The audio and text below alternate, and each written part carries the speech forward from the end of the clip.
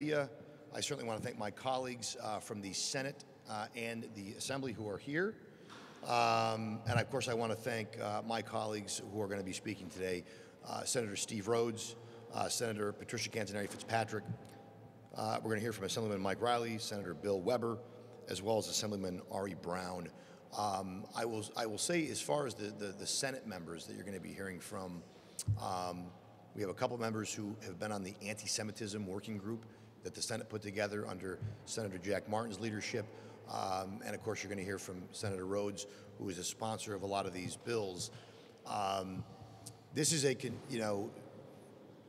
we did the budget 3 weeks late, and then we went home for 2 weeks, and over that 2-week break, we witnessed a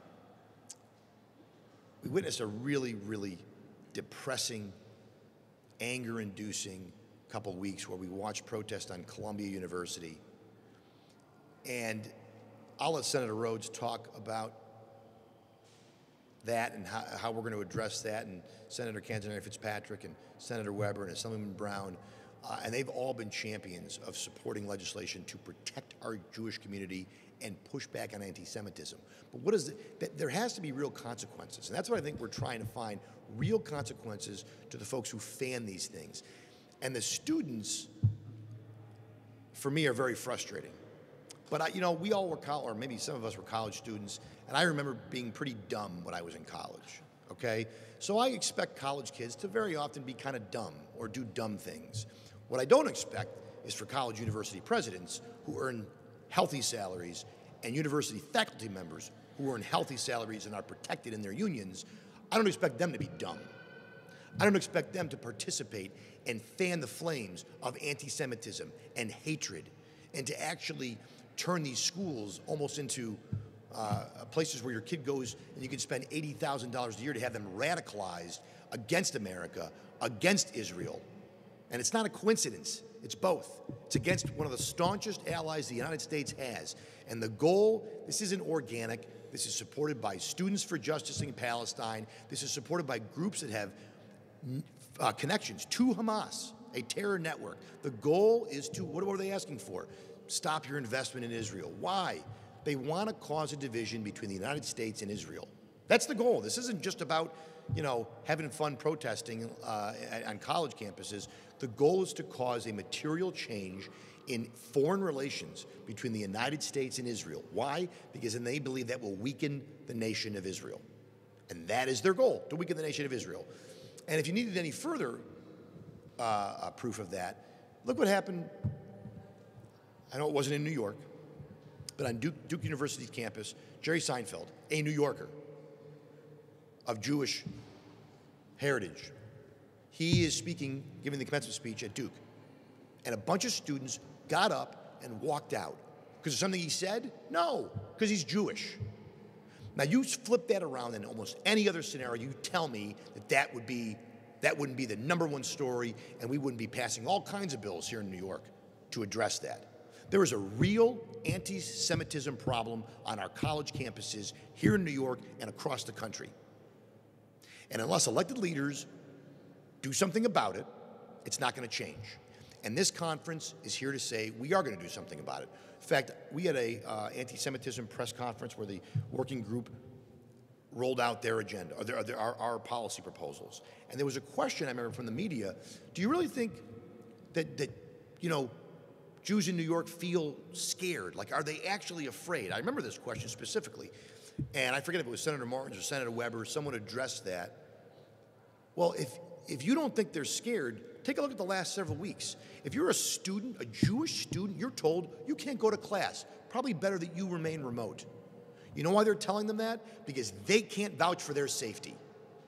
Period. Period. They can't vouch for their safety. So I think you better go home, because then you'll be safe.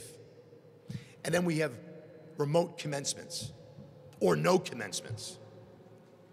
That is how colleges respond.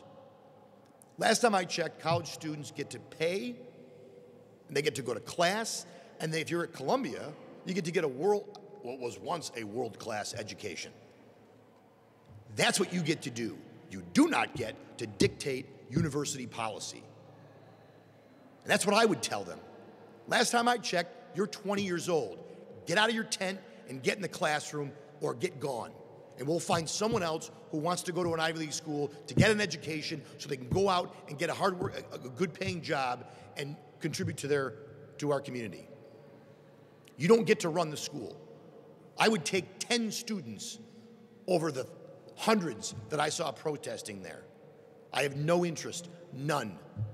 And if I'm Columbia University, you know, I know for years, we support SUNY and CUNY, and I watched SUNY professors and CUNY professors, you know, form a wall to protect the students from the law enforcement. If I could fire every one of those people, I would. If I could fire every one of those people, I would. If I could starve these universities of funding, I would. And this conference would, until they get the message that this is no longer acceptable. You're not going to continue to radicalize our youth against America, against our allies, promote hatred. That's what needs to happen. That's what this conference in the Senate and in the Assembly is trying to do. We're trying to put forward solutions to protect our Jewish friends and neighbors and family members. And I will say this as a close, New York State is home to the largest population of Jews outside of the nation of Israel. There are so many people that have family, they travel back and forth. The idea that we are not leading the fight on this as a state is shameful. And I'll tell you what, it sends a real message. New York should be a refuge. We should be a sanctuary for Jews who live here, who are New Yorkers, who pay taxes, who call this home. And we're quickly not becoming that. And that is a shameful thing, and that is what this conference stands against. And at this time, I want to call up someone. I want to thank him. He really took the lead on this, as well as my other colleagues, but he really took the lead on drafting these bills, some of these bills, and wanting to do this. And I really credit both his leadership on this issue and obviously in our conference, and that is Senator Steve Rhoads. Thank you, Leader.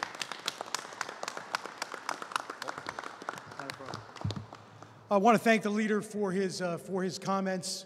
I, of course, could not say it better, but that will, of course, not prevent me from trying, right? But the leader underscores a point. I had, along with many members standing behind me, I had the opportunity to watch the 43-minute video of what happened on October 7th, just a snippet of what took place, where you had armed terrorists coming into residential kibbutzes, attacking people on roadways, stepping into homes, murdering entire families, killing children in front of their parents, killing parents in front of their children, shooting babies in the face, and then burning their bodies. The idea that we have people on college campuses who are actually carrying around slogans saying, "We are Hamas," who are calling for death and destruction of the state of Israel and the Jewish people, who are calling for death to America. The notion that we have people who are actually advocating, standing up on college campuses, saying that they support those activities is something that I never thought that I would see in my lifetime. When we were learning about the Holocaust in school, in civics class, I know I often ask myself the question, how is it in 1930s Germany that you got from an individual, from a people who were just like us, to a place where Jews were being led not because of anything they had done, simply because of who they are. They were being led to gas chambers, extermination camps. How do you get from where they were to what happened with the extermination of 8.5 million Jews and others during the Holocaust? And you are seeing that right here in its infancy. And New York, for whatever reason, New York seems to be the epicenter of that. In these nationwide protests, out of 2,800 arrests that were made, 779 occurred right here in the state of New York. 28% were from right here in the state of New York. And we talk about Columbia, and Columbia is probably the most outrageous example of what took place. But we've seen protests at Columbia, at NYU, at the New School, Cornell, where Jewish students were actually barricaded inside of a library because they were afraid for their safety because of groups that were trying to break in to attack them. Fordham University, Stony Brook on Long Island, SUNY Buffalo, SUNY Purchase, SUNY New Paltz. Every one of these, we have students participating in activities that are supporting, not an idea, that are supporting terrorist organizations like Hamas. And that's not me saying that. That's not my coming up with that phraseology. That's the federal government, under 8 U.S.C. 1189, recognizes Hamas and Hezbollah as terrorist organizations just the same as Al-Qaeda. The notion that we have students participating in active support of that is outrageous. And this conference, over several months, even before October 7th, has been coming out through our anti-Semitism working group with legislative proposal after legislative proposal to combat anti-Semitism, and that has not changed in the days since October 7th. We continue to present actual solutions for how we can address what has to be recognized is an outrageous and growing problem. But to the leader's point, the fact that not only do you have students participating in that, but you have outside groups coming onto our campus without action on the part of university administration and faculty, employees of the state of New York, that are actually coming out actively supporting these same pro-terrorist, anti-American activities cannot be tolerated. Now, every one of us stands here and believes in free speech, the right to free expression. But I think every one of us, if we were seeing a demonstration in the days after 9/11 in support of Al-Qaeda, would have very much stood against that and would have acted against that. This is no different. In many ways, it's worse. And so we need to act, and we need to send the clear message that we're sending today and have been sending all along, which is falling on deaf ears on the part of the majority, since none are here, and since not a single piece of legislation that we've proposed has actually been taken up, even in committee, much less being brought to the floor, that hate has consequences. Hate has consequences for students that participate in it. Last week, Senator Weber introduced legislation that would take away TAP grants from students who are participating in these types of activities on our campuses. And today we're introducing a package of bills that will take action against universities, both SUNY, CUNY, as well as private institutions who receive state funding, take actions against students or anyone who's protesting wearing a mask for the purpose of deceiving and concealing their identity while participating in these activities, with limited exceptions, obviously protecting religious freedom. And also actions against faculty who are participating in these activities, which are clearly not only anti-Semitic, but are anti-American and certainly intolerable. And so we are introducing first Assembly Bill 8289 and Senate Bill 8255, and its companion, Senate Bill 9193, which actually will withdraw funding from public and private institutions who allow protests in support of pro-terrorist activity as defined by 8 U.S.C. 1983, who allow that to take place on their campus and allow university money, university property, university resources to go in support of those activities. And to speak a little more on her legislation, I want to recognize my good friend and a member of the Anti-Semitism Working Group, Patricia Canzoneri-Fitzpatrick, who's going to speak about another piece of our package of legislation. Senator?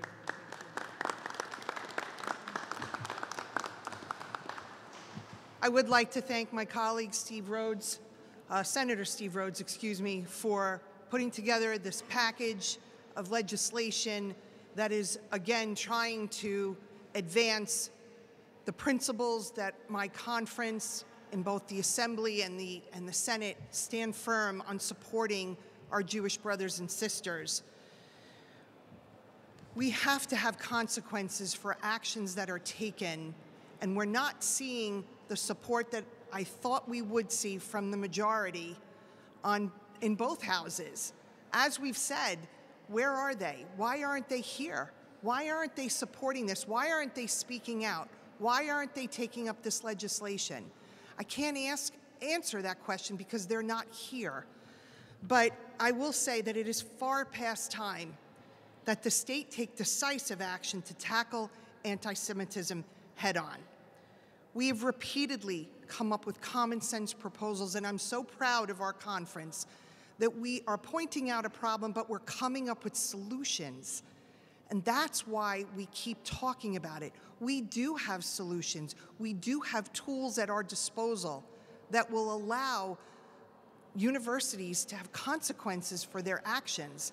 As we just heard, college students are impressionable young adults, and our faculty that is leading them astray and corrupting their mind with ideas, we cannot continue to allow that to go on. To answer a question that our leader brought up, my daughter is a college student, and I can tell you that her roommate, a Jewish student, felt terribly unsafe when there was encampments on their college campus during finals, when they should be focusing and trying to study to finish out their semester. They were distracted by these encampments and the riots and the bullhorns. And yes, there were agitators that were brought onto campuses, and nothing was done to stop that. How do we allow that? If our students want to speak out, as we said, we have the First Amendment. We know that there is a protected right to speak out if they feel that there's something worthy of their voices to be heard on.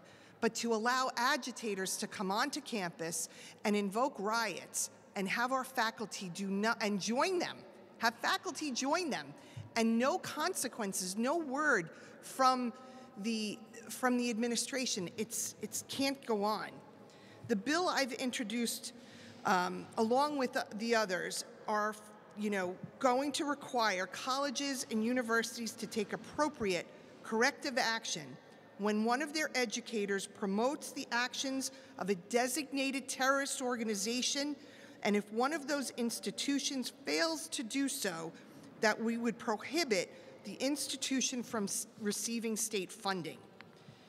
As I stated, educators provide a critical role in helping to shape the minds and opinions of our students and future generations, which is why all the more important that they do not use their position to fill their students with hatred.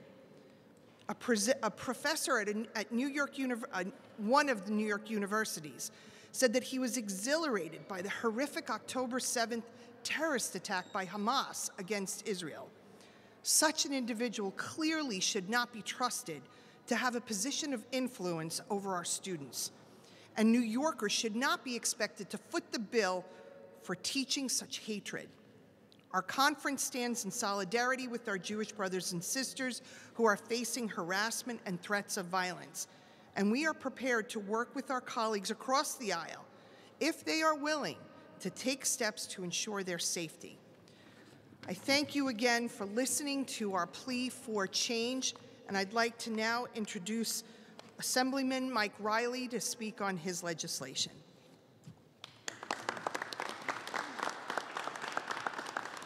Thank you, Leader Ort. Thank you, Senator Rhoads. for taking the lead on this. Thank you to all my colleagues for standing here in support. You know, to get to where we are today, where it comes to the legislation that I introduced and Senator Rhoads carries in the Senate, deceptively wearing a mask and aggravated deceptively wearing a mask, you have to go back to the days when COVID first started. In 2020, our colleagues on the other side of the aisle decided that they were going to remove and repeal a law that was on the books for about 150 years. It prohibited those who gathered for assembly to wear face coverings. And the reason why that law was in place was to do exactly what we are saying today, to stop those who move forward and proliferate hate to hide behind white sheets, hide behind scarves, hide behind masks. During that debate in 2020, we were all on remote. I specifically spoke on that repeal bill.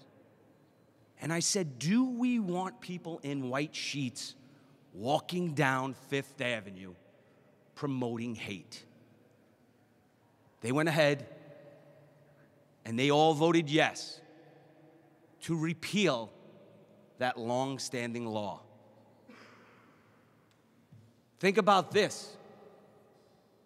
In 1918, during the Spanish flu, that law was on the books. For another health crisis, did we have to repeal that law? Absolutely not.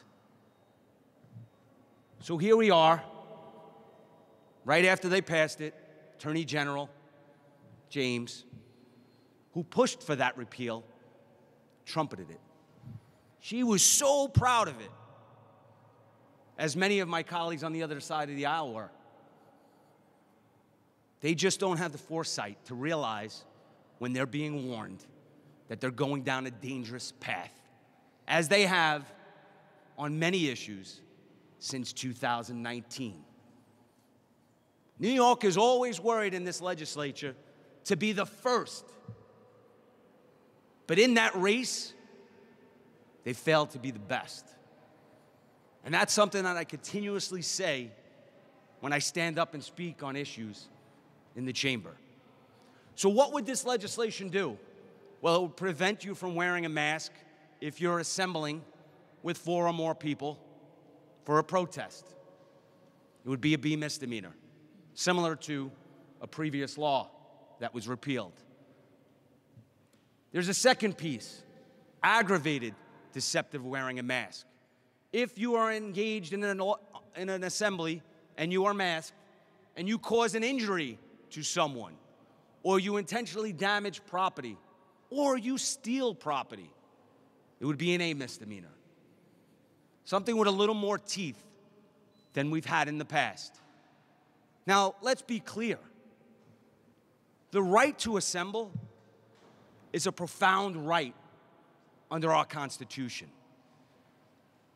But as courts have ruled over and over the years, there has to be a balance between public safety and the right to assemble. We're at a crossroads here. And that crossroads is making sure that we maintain public safety while enshrining and ensuring our rights are continued. We have the capability to do both, as we've seen with law enforcement throughout New York State, including the NYPD. We are able to enforce those laws and ensure public safety while still maintaining those constitutional rights. And one of the other constitutional rights is the right to religion. This legislation ensures that those who wear a face covering for religious customs or beliefs, they are not subject to that law. So before anybody claims that there is a targeted persons, people, or individuals, it is not. As I mentioned when I first started, We do not want people in white sheets walking around, causing havoc and chaos and fear. And we don't want others who are going to put those masks on to intimidate, harass, threaten, and promote hate in our communities. So once again, I want to thank my colleagues for all their efforts on this, and we will not stop. Thank you. At this time, I'd like to introduce Senator Bill Weber. Good afternoon, everyone. You know, today's May 15th, 2024, and over a year ago, my Senate colleagues and I formed what's called the Antisemitism Working Group, over a year ago, where we recognized the increase in anti-Semitic activities throughout this state.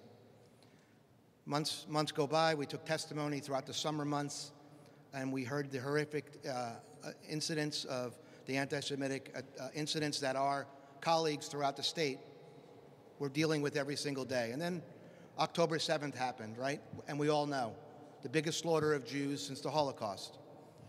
And what transpired from that? We saw months and months and months of increasing anti-Semitic attacks throughout this region, and especially on college campuses. My colleagues and I issued our report in early 2024, where we introduced vast legislation, common sense legislation, that will deal with anti-Semitic activities on college campuses and throughout our state. My colleagues and I then, a few weeks ago, also had another press conference where we introduced further legislation, common sense legislation, to continually deal with the anti-Semitic activities throughout our college campuses. And we are here again we're here again today. All Republicans standing behind me. The Democratic Party, our colleagues on the other side of the aisle in the state Senate and the Assembly, have been silent, and their silence speaks volumes. This is a topic that we should be speaking with one voice. We are a tolerant state. We're the Empire State. We're New York State, right? We pride ourselves in being the first in really protecting the rights of so many groups. Why aren't we protecting our Jewish residents? You know, I represent Rockland County, which has the highest per capita of Jewish residents of any Senate district and of any county in this state. My residents feel unsafe. And, you know, students going to college campuses. Senator Canzoneri-Fitzpatrick mentioned, you know, her daughter's roommate's experience on a college campus. I have a daughter, too, that goes to college, too, and she told me the fear in the eyes and in the thoughts of a lot of the students that go to school with her. These are serious issues. There are moderate Democrats on the other side of the aisle. They should break away from the progressive radicals that are controlling their party and come speak with us in one voice. We want to continue to work with them. We could have bipartisan legislation to finally deal with this. We cannot allow this to go past this legislative cycle with nothing happening. So we're here today. We're calling on our colleagues on the other side of the aisle to come join with us. These are serious times, and we need to have serious action immediately. Thank you very much. I'd like to thank you. Now I would like to introduce my good friend, Assemblyman Ari Brown. Thank you. Ari. I'm sorry. I'm going to move this up a little bit. President Reagan said it in so many different ways. So I'll paraphrase. You know, freedom doesn't come easy. It's just not our natural state. It's something we have to fight for, and that's exactly what we're doing here today. You know, we heard the word context used many times by these so-called presidents of these places of higher education, so let me put things into context. I'm the son and grandson of Holocaust survivors. My immediate family was wiped out. My entire grandfather's family was gassed in the gas chambers. Not a single family member left.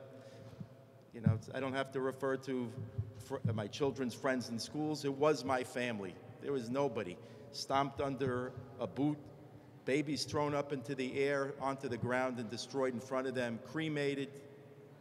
So a Jewish person, you know, doesn't only look at October 7th for what happened. We have context, and our context always was 1929.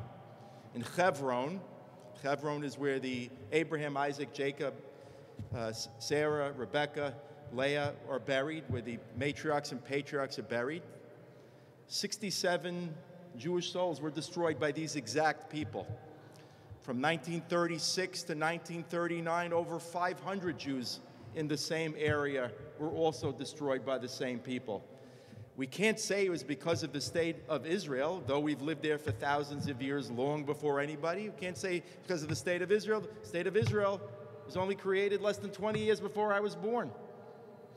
There was no issue of fighting over land. There was simple hatred of the Jewish people. Let me put this whole thing into a different set of context, and I hope the press will take it up with my colleagues who are not here. I have 6 similar bills introduced and signed on by my colleagues, of course, none signed on by the other side of the aisle, 2 of which don't even have bill numbers. Not only are they not letting it come to committee, they're not even assigning it a bill number. You know, there's an expression, Ein chadash tachat hashemesh. It's Ecclesiastes. It says, there's nothing new under the sun. And my esteemed colleague, Colonel Smolin, mentioned to me right before this press conference started, he said, you know, history repeats itself, and it's true. He said 100 years ago, we had 4 socialists that were expelled from the assembly chambers because they were socialists. But today it's quite different. They're not only welcomed in, they're feared by the speaker and others to shut down appropriate bills to keep our Jewish brethren and all of our students and faculty safe. You know, I had written letters and called many times to CUNY Chancellor Matos Rodriguez, to Chairman of CUNY Bill Thompson, who did call back, John King, President of CUNY, and of course to our President Biden.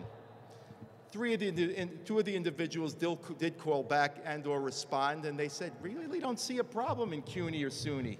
Really? You don't see a problem? I don't know, when I went there 40 years ago or 38 years ago, there was a kosher calf. That's no longer there. It's the halal calf. A Jewish student is not only not welcomed, professors, Jewish professors and students are backed into a corner and threatened. So I said, how can I try to help them explain what this bill and other bills are about, because I've discussed it with them. So I came up with a few names for this bill. Maybe we should call it something else. We don't want funding for terror, so perhaps we should call it the Holding Institutions Accountable Act. We don't want education with fear, so perhaps we should call it the Enforcing Anti-Terror Policies Act. We want to foster inclusivity. You know, they always like that fake word, so perhaps we call it the Rooting Out Terrorism Act. But at the end of the day, really at the end of the day, we should hit them where it hurts, and that's the pocketbook. And that's why we should call it the Defunding Anarchy Act. I want to thank my colleagues for standing here with me. I'd like to see some guts and determination from the other side of the aisle, but you'll never see that. So your article should be, why do we have anti-Semitism in the Capitol? Please quote me on that one. Thank you. And now Senator Rhoads for some questions. I want to thank Assemblyman Brown, Assemblyman Riley, Senator Canzoneri-Fitzpatrick, Senator Weber, and all of my colleagues that stand behind me for their continued leadership on this issue. New York is a melting pot. We've always prided ourselves on being that. And the interesting thing is that I have no doubt that those who are with me here today and those in our respective conferences would be standing here today if we were talking about these acts against the Muslim population, would be standing here if we were talking about these acts against the LGBTQ population, would be standing here if we were speaking about acts against the African American community. Why is it different? Why is it different when we're speaking about our Jewish brothers and sisters? And that's a question that I think we all have to ask ourselves. And it's a question that we have to ask the other side as well. This is common sense. We can't allow ourselves to be hijacked by terror. We can't allow ourselves to be hijacked by hate. We can't allow our institutions of higher learning to become hotbeds of anti-Semitism, hotbeds of pro-terror activities, which is exactly what this is. everyone who's chanting from the river to the sea, something incidentally, which one of my own colleagues in the Senate actually had a protest calling for Palestine to expand from the river to the sea. Look at a map. Look at a map of the Middle East. Look at that phrase and understand what that means. I think that'll answer a lot of questions. So today, and I could go through a list of incidents, and if asked, I certainly will, a list of specific incidents where Jewish students, Jewish members of our community, have literally been in fear for their safety, have been attacked, and this is something that has to stop. It's solely because of hate. And so the message for today is that hate will have consequences in the state of New York if we can get the majority to move on this package of bills and finally stand up for what we've always spoken about.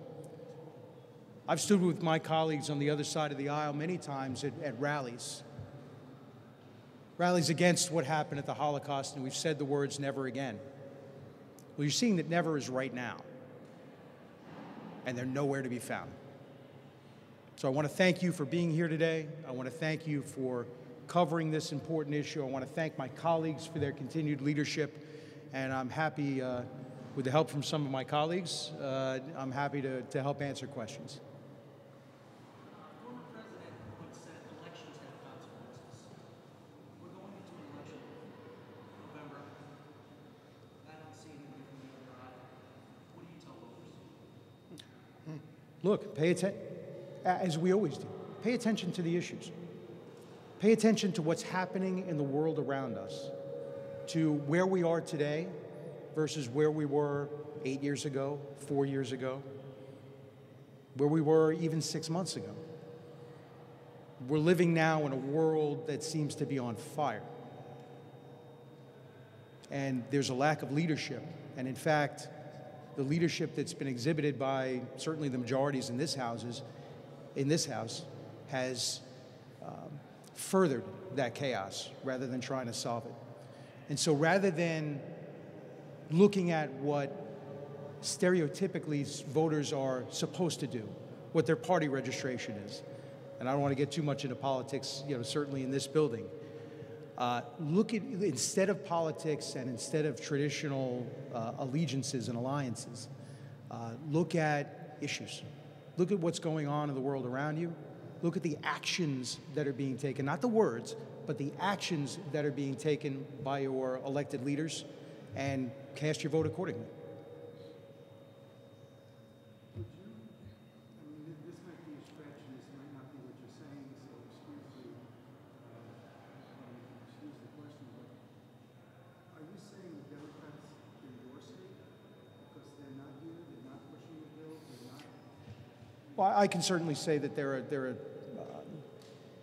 some members who have taken actions that would be in support of hate. But I'm not saying that they support hate. I'm saying that they haven't taken appropriate steps to try and stop it and to try and curtail it. When you're on the campaign trip and you're running against the challenger who's not an incumbent, they're pretty much, they're not in the mix with this in terms of, so how do Republicans who are challenging Democrats get the message out that Democrats are not, Democrats are not supporting this or endorsing this and may not fly this issue? Well, Mark, it's very simple. You know what? We rely on you guys to do proper reporting and to say just exactly where it is. They didn't show up. They're not giving numbers to the bills. We do our part. We're going to fight it. We need you guys like you to be bold and not be meek and not be afraid by any repercussions. We got to be in this together. Last question. sure. I was going to say, Mark, listen, all of us here that are the incumbents will go back to our districts and talk about the actions that we take right now, the actions that we plan to take. when we're in the majority, which will be January 1st of next year. But listen, the candidates are out on the campaign trail that are on our side will have our full support, and I'm sure they will be speaking about the same issues, same frustrations, and talk about what they will do with us while we're in the majority next year.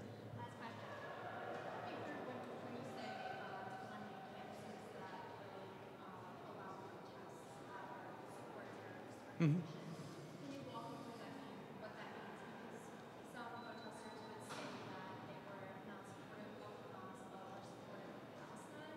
So if you could just kind of walk me through the difference there and how you decide whether a protest would be, supportive of Hamas or terrorist organization. How is that distinction made? Well, sure. When physical attacks are being made, that's a pretty clear definition. When you have outside agitators that have occupied your campus, for example, when you're looking at the arrest at Hamilton Hall on the campus of Columbia University, 47% of the individuals who were arrested had no affiliation to the university whatsoever.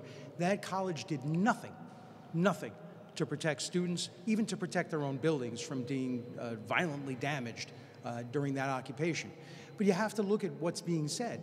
Look, if someone wants to call for the end of war, we've had those protests before, right? That's one thing. If someone's calling for the destruction of a Jewish state, for the extermination of an entire group of people based on who they are, if someone is saying, we are Hamas, which is a terrorist organization as defined by the federal government, those are clear instances. And where you are continuing to see universities, I won't say support those activities, though in the case of faculty, in many instances you are seeing them support it, but allow those activities to continue without stepping in to stamp out the hateful speech and to not allow their property and their dollars to be used to provide a platform for that hate speech. Action has to be taken, and we're going to provide them the tools and, more importantly, the incentive to go and do that. So you're not saying that this would be consequences if there's simply a free Israel or a Palestinian flag flying if they're explicitly supporting Hamas? Well, I'll tell you that in an instance where you're ripping down the American flag to fly the Palestinian flag over your campus, there's going to be an issue with respect to that. But people do have the right to be able to demonstrate and protest. I don't think anybody, certainly here, would disagree with that.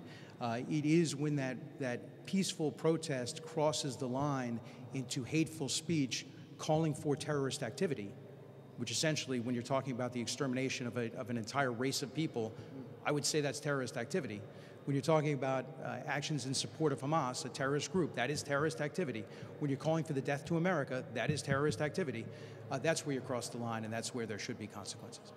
Thank you very much for your questions. Thank you, everyone, for being here.